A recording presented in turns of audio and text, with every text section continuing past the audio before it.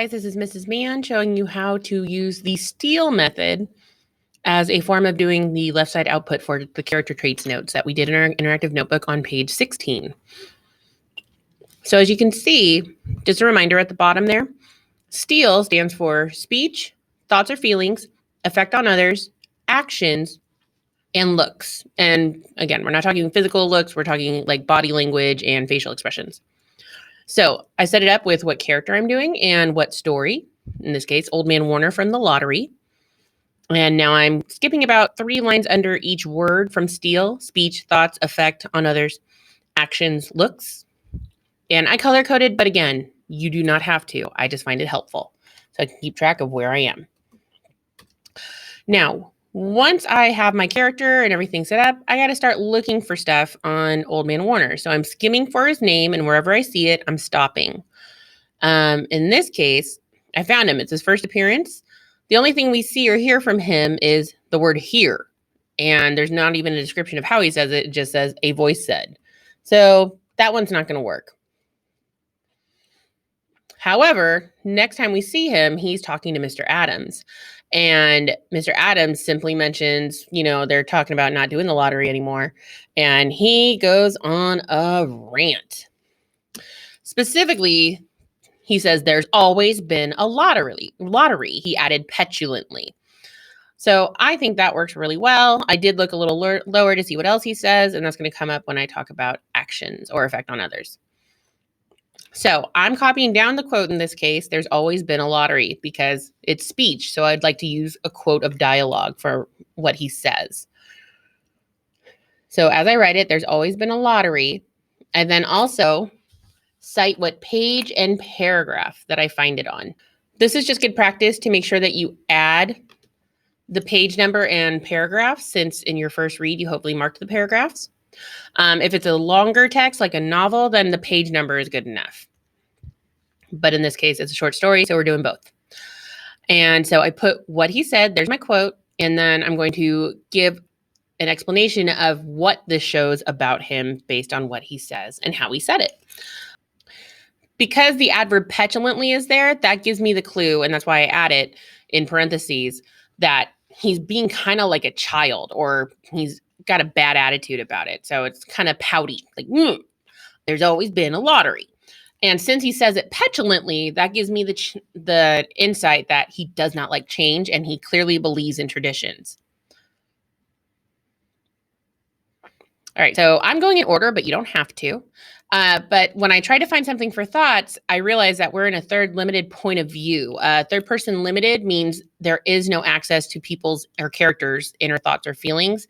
So in this case, I'm going to skip it. And that's fine. You're not always going to find evidence for all 5. For effect, I'm actually using that same section on page 14. So since this is notes, I'm putting paragraphs that I'm referring to, in this case, 31 through 34. Mr. and Mrs. Adams both discuss how villages are either talking about or have actually gotten rid of the lottery. And Old Man Warner just goes on and on and on about how there's always been a lottery and, pack of crazy fools, blah, blah, blah, blah, blah. Kind of that typical old man rant. And the fact that the people that he's talking to bring it up and then don't engage him kind of shows that he's just there. And they're not really reacting to him even. So the fact that he goes on and they don't react shows he does not have an effect on others. And that's why I'm pointing that out, because that's kind of interesting. He's there, but he's ignored. Looks, again, the narration is not very descriptive. So since there's no description of his body language, even when he's ranting, or his facial expressions, again, even when he's ranting, I'm just going to put that as a note and move on. There's nothing else I can do. Again, you might not be able to complete all 5, and that's okay. The ones that are really going to help are the ones that we're already looking at. What he says, what he does, and his effect on others. Thoughts and looks are just additional info that can give us more insight if it's available. For his actions, at the end of the story, again, Old Man Warner's big on tradition. So of course, when it's time to actually enact the tradition, he's the one saying, come on, folks, let's do this. It's not even an attitude of let's get this over with like some of the other characters. He's all in. He's like, okay, guys, come on. It's tradition. And So as he's encouraging everyone, granted he says it, but he's talking to everybody, so I'm counting it as an action.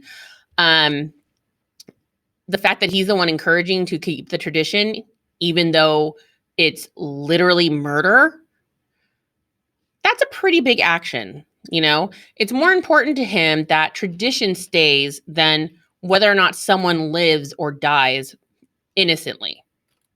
Okay. So that's why I'm putting it down there, because it supports this idea that he's so focused on tradition, he's not even thinking about the possible wrongness of what he's doing or what they're doing as a group, because there's always been a lottery.